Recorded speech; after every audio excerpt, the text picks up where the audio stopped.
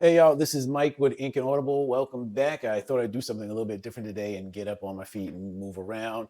I also figured I've had this this Black History Month T-shirt, the one that my brother got me back in February, but I didn't get it till the tail end of February, so I actually didn't get to wear it during Black History Month. But I figured, hey, Black History Month for me is every day, and there's no reason why I can't wear it. I know some people are in the camp that you kind of keep everything for Black History Month in Black History Month, but for me, it's like I like the shirt and it's going to come out when it comes out over the rest of the year. I wanted to give you it's time for that review of S.A.Cosby and the review of King of Ashes and All Sinners Bleed, and I want to really get into it. I um I actually like both books, and I'm gonna tell you which one I like more out of the two of them. But I like both books, and for me, one of the things I like, and it's rare in the mystery crime thriller genre to have sort of a black protagonist, black lead characters. That doesn't happen often enough. So I definitely like what Cosby's doing. He's sort of definitely continuing the legacy of Walter Mosley, and let me not put Mosley in the legacy category because the man's still out there writing. He's still producing good and great novels now. But I wanted to actually, kind of link them up together because I haven't seen it happen too often. So when it comes to King of Ashes, and I'm going to talk about this one first, our main character is Roman Carruthers. He's the lead character. Roman is a savvy guy. He's got his own thriving financial services practice down in Atlanta, and he is servicing what you call the black rich down there, whether they're in hip hop or any number of businesses. But he's definitely doing doing well and doing well for his clients. But Roman tells us something that's kind of really telling right out the gate at the very beginning of the story. Is we find out early that Roman has what's called a fixer. He has a guy who helps him get things done when they need to get done for his clients, however they need to get done. And the thing you have to always keep in mind when somebody tells you that they have a fixer is this is sort of code for this character may have some moral integrity issues that you have to be aware of. And I think we see that throughout the story as we learn more and more about Roman. And another thing you have to watch out for when you're dealing with characters who talk about having a fixer and needing a fixer is what they tell you they're doing may not be necessarily what they're doing. So Roman ends up back in Virginia because his father is in a coma, and it's gotten to that level of serious. So he comes back to Virginia, where his brother is, Dante, and his sister. And his sister is sort of running the dad's business or the family business, which is a crematory.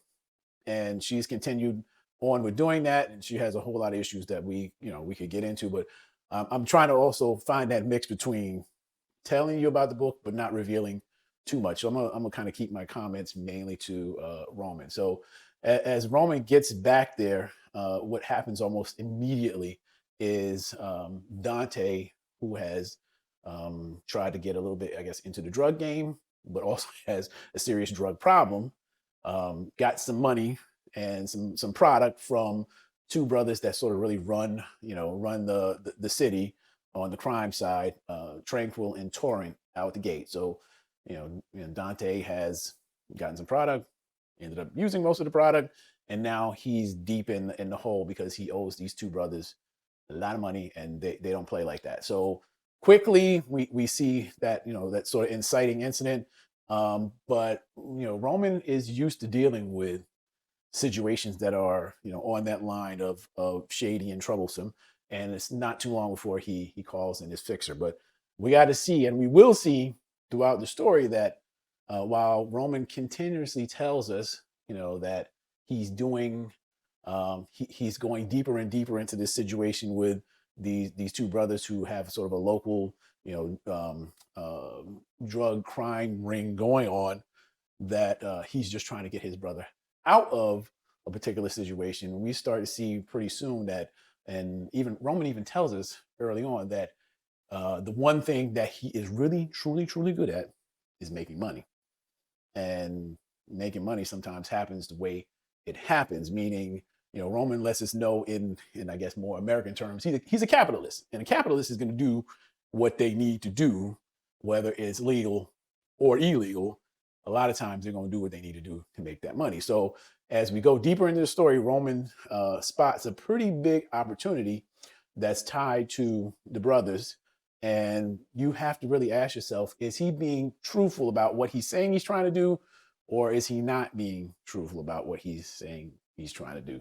That's for you to see as you go along in the story.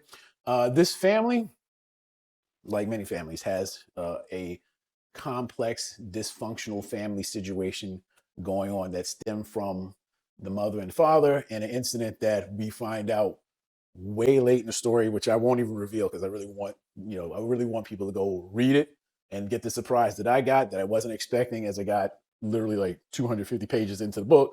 It hit with something that was like, wow, okay, I wasn't expecting that. And that's the kind of story I love. And that's what S.A.Cosby does well throughout King of Ashes. He keeps giving you a little bit more to reel you along, keep you in the story, keep you going, keep you going, keep you going. And that's to me, that's good reading. That's what sits me down, gets me excited, and keeps me going through the story. This is the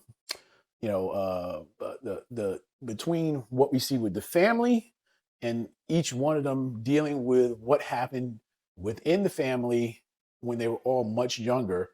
We see sort of how dysfunction carries through and how it plays out in each of their lives.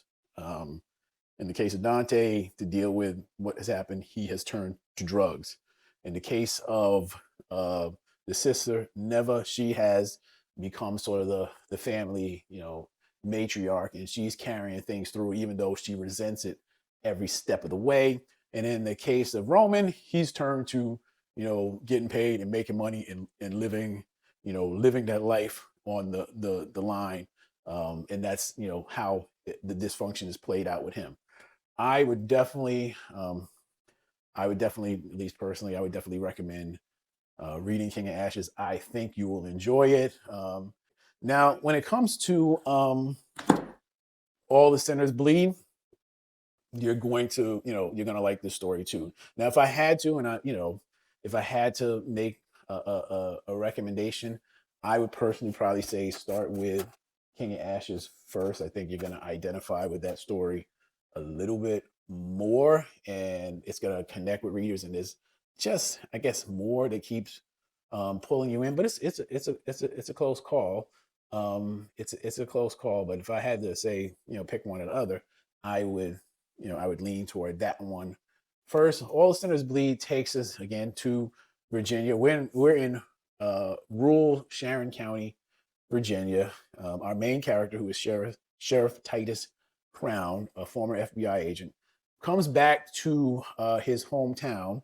He's left the FBI. He comes back to his hometown. He runs for sheriff, becomes the first Black sheriff, and he is he's sort of fallen into what some of us fall into, is the belief that we can change the system from within. So he comes thinking that he's going to bring about change in this county that's always seen a certain level of racism, where characters, Black people in the county have always experienced a certain level of, or a higher level of, policing and injustice, and he thinks he's going to be the mechanism to sort of swing that and make some change there. As the story goes, we find out Mr. Spearman has been into some, he is the typical demon in disguise that, has been doing things that have just been undetected for years, mainly because he's been doing those things to, Black and brown kids, teens, that nobody's going to work too hard to figure out what happened with them. And from there, the story spins out. We start to see not just Spearman gets killed at the very beginning, but then we have to figure out, or Sheriff Titus Crown has to figure out, a killer's on the loose. Who is he, and how do I get him? We see, in my opinion, that Sheriff Crown is a bit of a narcissist, so that sort of plays out throughout the story. He also has his, I guess, his demons and his things that he's holding on to. So Sheriff Crown's mother died young from a disease that they only talk about sort of briefly in the story.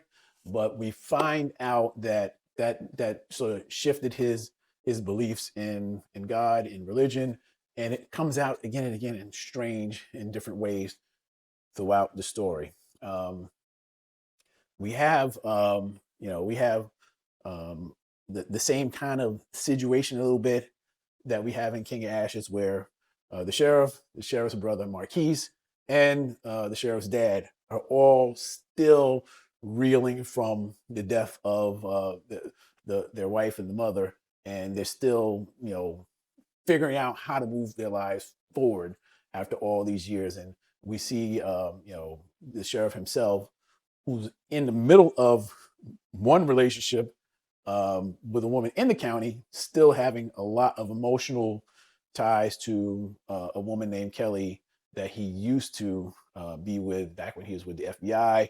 And that plays out. And she also calls out the fact that he's got this baggage that he can't seem to get rid of, and these emotions that are undealt with. So one of the threads between both books is, and maybe this is, I don't know whether this is something S.A.Cosby trying to do or not, but one of the threads is definitely the idea that we got two brothers here who need some serious therapy. They need to go talk some stuff out with somebody and stop holding on to things, because the things they're holding on to are manifesting in ways that they really don't want them to manifest, and it's hurting both their lives.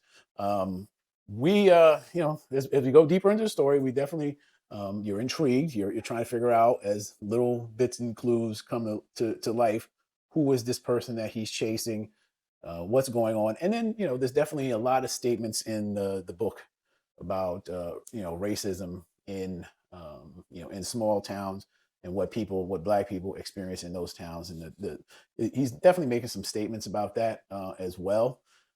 I would, if in looking at these two books, I would again say, if you're going to start with one, probably start with King of Ashes. But All Sinners Bleed is definitely a read. I read it first. I should say, S.A.Cosby has definitely converted me into a fan. I will be going back. So King of Ashes came out last year, and then All the Sinners Bleed came out about 2 years ago, or it could even be back in 2023. So I'll be going back and reading some of his older books, and I'm now an official fan on the bandwagon, looking to see what he's going to put out as we go, into the future. He's one to pay attention to for sure. I think you'll enjoy his books. So in both cases, they're a read. But if I had to scale them, I would say, on a 1 to 10 scale, King of Ashes is probably like a good solid 8.5, and All the Sinners Bleed is like a good solid 8. GoodReads, check them out.